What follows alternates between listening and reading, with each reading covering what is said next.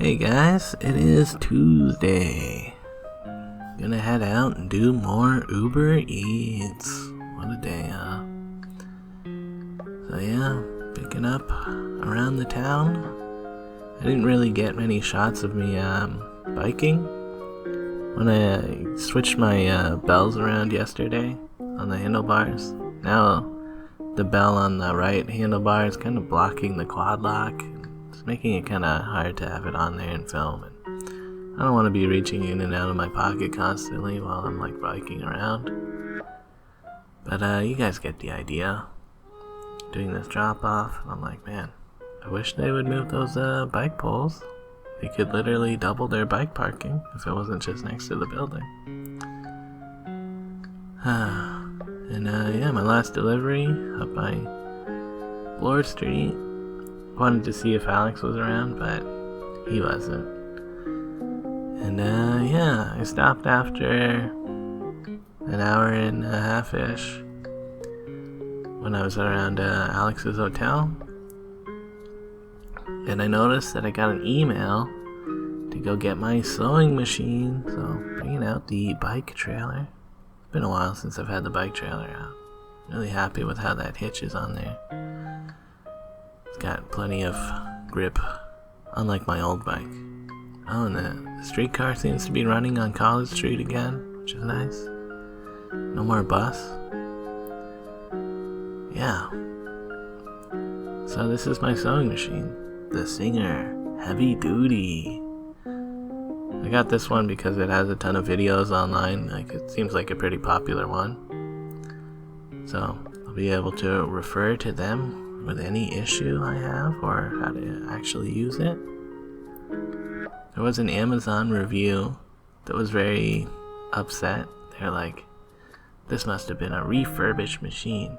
When I opened it, one of the bobbins were already spooled and like it's like someone had used it already. And it was like that on my machine, which I'm not upset about it. I feel like they probably test the machine at the factory at least once, right? And it seems pretty new. So yeah, trying to figure out how everything works here. Yeah, there it is, the bobbin. I like that it's got a clear plate so you can see how much thread is in there. And I decided I wanted to thread everything to myself and, test out the machine before there's any thread in it too. Make sure everything sounds good, which it did sound good. And before I had this machine, this is everything I use for sewing. It's just in that little tin. Nice. Needle and thread. It's the most important part. But I'm gonna be able to make a bunch of stuff with this.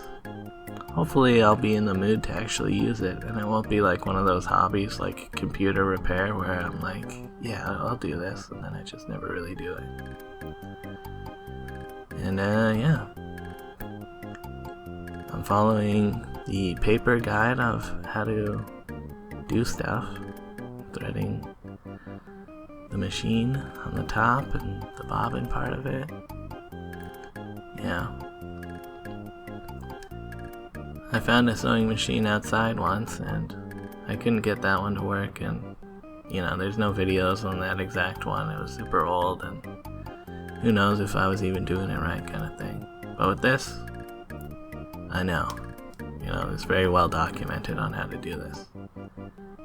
This is a neat feature of the machine. It has a needle threader. You put a little bit of tension on your thread, and then a little hook goes through the eye of the needle, and then you can kind of just push the thread up against that hook. And when you release the bar, it just pulls it through. So, very easy to thread the needle. Now, this is kind of where I went wrong, I think. I'm hand cranking it a little bit. They say you hand crank it, and that's supposed to lift up a thing. And I guess looking at it again, my thread got grabbed in there by accident. And I don't know. All the videos online say to not put the cover on right away. And in the paperwork, it looks like you're supposed to put the cover back on with like the thread from the bobbin still hanging out. I don't know. Maybe are the instructions wrong? But I did it the way some YouTube ladies were saying to do it, and I got it pulled through correctly, it seems.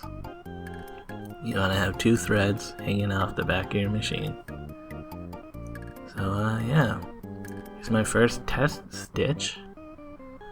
And they say when you're doing your first ones, you should probably just use the hand crank thing. Because, you know, if something is catastrophically wrong, it'd be nice to not have it be going at machine speeds when things seem to be good. So, run it a little bit, and I'm like, yeah, that's nice. Tried to use the reverse foot, and I didn't push it down enough.